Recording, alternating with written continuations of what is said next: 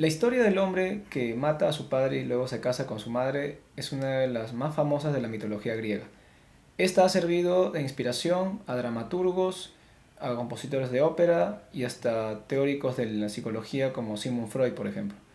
Entre los autores más destacados que han tomado este motivo como tema para su literatura, Sófocles destaca con la obra de Edipo Rey, así como Antígona y también Edipo en Colono. De esas obras, del origen de la tragedia griega en el periodo ático, trataremos hoy.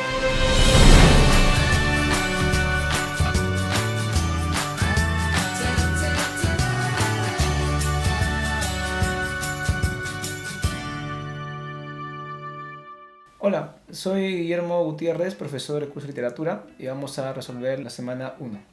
Vamos con la primera de las preguntas. Es para completar. La diferencia entre y coreuta es que el primero es el director del coro y el segundo un. Nos piden entonces completar estos espacios. La clave sería e. La diferencia entre corifeo y coreuta es que el primero es el director del coro y el segundo un miembro del coro. Debemos recordar que originalmente en la tragedia griega, en el culto de Dionisio, se hacía el ditirambo, que era un canto coral, y cada integrante del coro es llamado coreuta.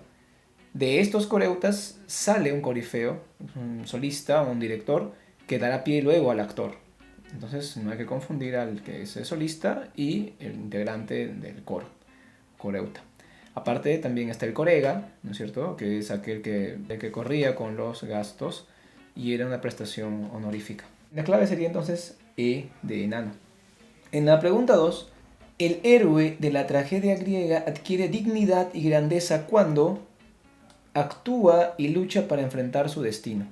En este caso, los protagonistas de la tragedia griega, dado que la tragedia es un tipo de obra luctuosa, un tipo de obra de temática triste, no tenemos pues un protagonista triunfante. El protagonista tiene que fracasar, su destino tiene que cumplirse de manera inexorable, a pesar de que nosotros como espectadores estemos en contra de que se cumpla, ¿no es cierto? Así que el héroe solamente va a adquirir grandeza, dignidad cuando se enfrenta a ese destino inevitable y fracasa, ya que las otras opciones, ¿no es cierto?, no opone resistencia a su destino trágico, es un ciudadano rico de origen noble. El héroe de la tragedia griega normalmente es un noble, pero adquiere dignidad y grandeza cuando actúa y lucha para enfrentar a su destino, no en otra situación. Así que en la 2 es C de casa. En la 3, en la antigua tragedia griega, si hablamos de la tragedia del periodo ático, el corega asumía los gastos de representación porque, tenemos aquí la opción, lo consideraba una prestación honorífica. El corega corría con los gastos a partir de un sentido de obligación, ya que este es un culto a un dios importante, por lo tanto pagar los gastos de representación, etc., es un honor, no una obligación o un tipo de gasto de otro sentido. En este caso es prácticamente como cuando las personas hacen una donación a la iglesia o a una institución de beneficencia, ¿no? Es algo que los demás ven como un honor, como una cuestión de apoyo a la sociedad, al culto. ¿Está bien? En la pregunta 4, en relación al antiguo teatro griego, marca la alternativa que contiene la o las afirmaciones correctas. Aquí encontramos un tipo de pregunta de verdadero y falso. Nos ponen 4 enunciados para poder calificar. El primero dice, en la gradería semicircular estaban los actores. Y eso es incorrecto, ¿no? Los actores en la significación se van a colocar en escenario, o también llamado logeion, en la parte delantera. El espacio llamado orquesta era para los coreutas. Esto es correcto, ¿no? La orquesta es un espacio que estaba entre las graderías y el logeion o escenario, donde los coreutas se paraban mirándose el escenario, dando la espalda al público, ¿está bien? Y desde ahí recitaban las partes corales. En la 3, por norma de culto se eliminó al personaje femenino. Esta pregunta hay que tener mucho cuidado. El personaje femenino existe en las obras de teatro. Tenemos, por ejemplo, en Agamenón aparece Electra, Ifigenia, Casandra aparecen con personajes femeninos. Las coéforas mismas del inicio de la segunda parte de la trilogía son mujeres. El personaje femenino sí está. Lo que no había era mujeres que actuaran, o sea, no había actrices. Los hombres actuaban de mujer. El personaje femenino existe, sin embargo, no existe la actuación femenina, no había actrices. Entonces sería acá falso porque dice por norma de culto se eliminó a personaje femenino, eso no es verdad. Por norma de culto está prohibido que actúen las mujeres. En la 4, los actores negociaban con la escenificación trágica. Esto está mal, no se daba eso, los actores no van a negociar, no hay un tipo de intercambio comercial. Es también como los colegas una prestación honorífica. Así que en la 4 marcamos con B de beso.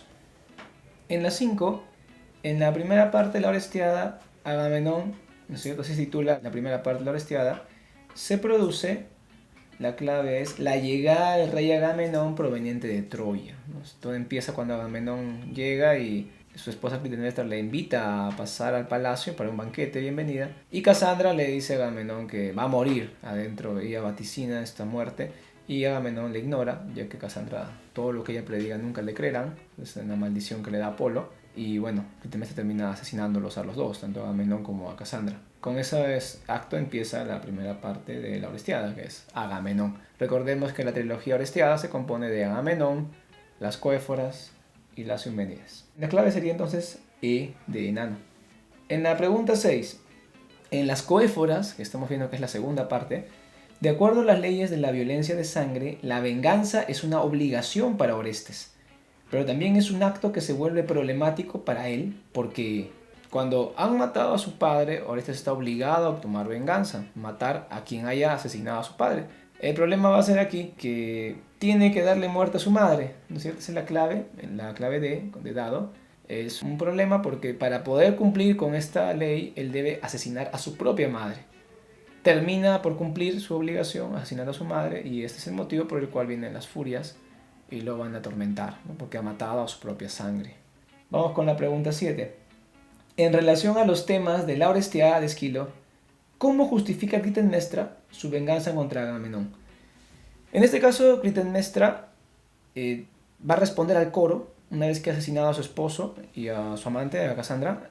El coro le va a exigir explicaciones, ¿no es cierto? ¿Por qué asesinas a tu esposo? Y ella va a responder porque él mató a mi hija y estoy cobrando venganza por eso. Ella justifica entonces la venganza contra Agamenón a partir de el sacrificio de Ifigenia por Agamenón. Tenemos que tomar en cuenta que el sacrificio no se produce en la obra Agamenón. Es un hecho referencial que ha ocurrido muchos años antes de que ocurra la acción. En otras palabras, se está tomando venganza en la obra, se toma la venganza por Ifigenia, ya que Agamenón decidió sacrificar a su propia hija Ifigenia a los dioses antes de ir a la guerra de Troya, porque el oráculo le había indicado que para lograr vencer en la guerra, él debía hacer un sacrificio de sangre real. Y él decidió, para dar el ejemplo a sus hombres que iban a dejar sus familias por mucho tiempo, dar el ejemplo y sacrificar a su propia hija. En este caso, ella aduce ese hecho como motivo de la venganza. Entonces, de esa manera ella justifica. Bien, entonces en la 7, reiteramos, es con C de casa, es una venganza por el sacrificio de Ifigenia por Agamenón. En la pregunta 8, en relación a los siguientes enunciados sobre los autores de la tragedia griega, marque la alternativa que contiene la respuesta o respuestas correctas. Entonces nos piden 4 enunciados a calificar. Esquilo redujo a 3 los integrantes del coro. Esto es incorrecto. Esquilo no reduce los integrantes del coro, los mantiene un promedio entre 10 a 12. Lo que él va a hacer más bien es aumentar a 2 actores en escena. O bueno, 2 actores dialogantes en escena. En el segundo enunciado, Esquilo prefirió el drama aislado y no las trilogías. Eso está mal. Esquilo más bien, en su concepción antigua, aristocrática de la sociedad, él ve que siempre tiene que ir de 3, ¿no es cierto? O sea, un inicio, una continuación y un final, igual que el linaje de los aristócratas griegos de ese tiempo. Así que él concibe más bien la unidad artística como una trilogía. El que va a tomar el drama aislado es el discípulo Sófocles posterior. Así que la segunda también es falsa. Sófocles amplió el campo de la acción dramática.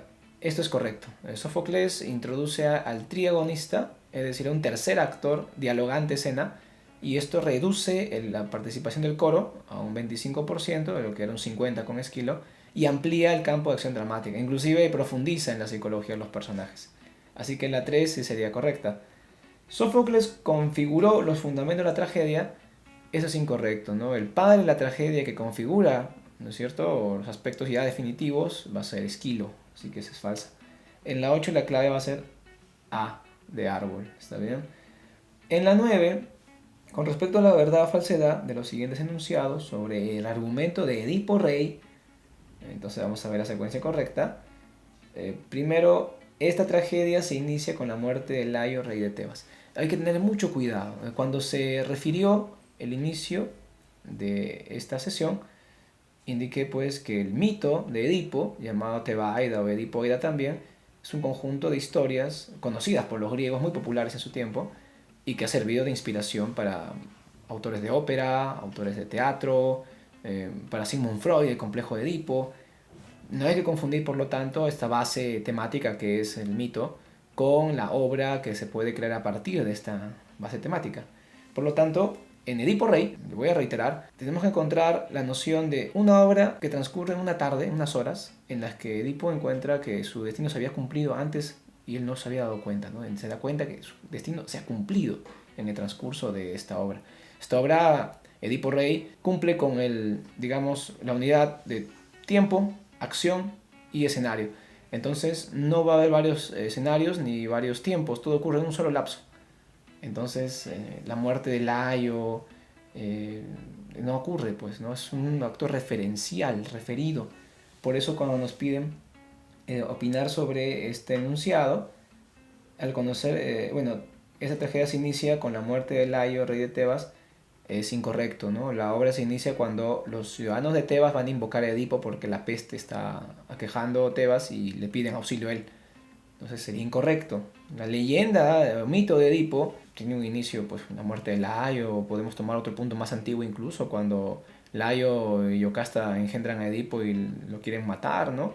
No sería un inicio de la tragedia en sí, sino una parte de la leyenda que sirve de base a dicha tragedia. Así que es falso. Tiresias, en la segunda enunciado, es el causante de la peste que azota todo el reino. Eso es falso. El causante va a ser un gran culpable. Y este gran culpable es el que mató a Layo. Edipo no lo sabe, solamente sabe que es el gran culpable el que lo hizo y empieza a investigar y averigua que él mismo fue. ¿Está bien? Así que no, Tiresias no es el causante es el gran culpable, que no lo sabe, pero es el mismo Edipo el que va a comenzar a investigar al respecto. Así, la vamos con la 3. Al conocer su origen, Edipo mató a su padre y se casó con su madre. Eso es falso, ¿no? Lo que hizo al conocer su origen, saber que él había matado a Layo, su padre, años antes, y que se había casado con su madre, que era Yocasta, al encontrar a su madre ahorcada, escena que no vemos, sino que nos refiere Edipo, dentro del palacio la encuentra, se saca los ojos con los broches del vestido de ella y sale ciego a escena otra vez. Eso es lo que se autocastiga, se autoinflige un castigo. Al final, Edipo, como chivo expiatorio, asume las culpas de la ciudad. Eso es verdad, ¿no? Edipo al final es desterrado. La ley había sido que se destierre, se castiga a quien había sido el culpable de la muerte de Layo. Deja a su cuñado Creonte como rey y Edipo sale desterrado. Entonces él asume las culpas de la ciudad. Él no tiene, digamos, no fue consciente del pecado que había cometido, pero asume su culpabilidad y como chivo expiatorio se va de la ciudad para que acabe la peste, porque los dioses iban a castigar la ciudad hasta que el culpable sea castigado, el culpable de la muerte de Layo. La clave entonces sería C de casa.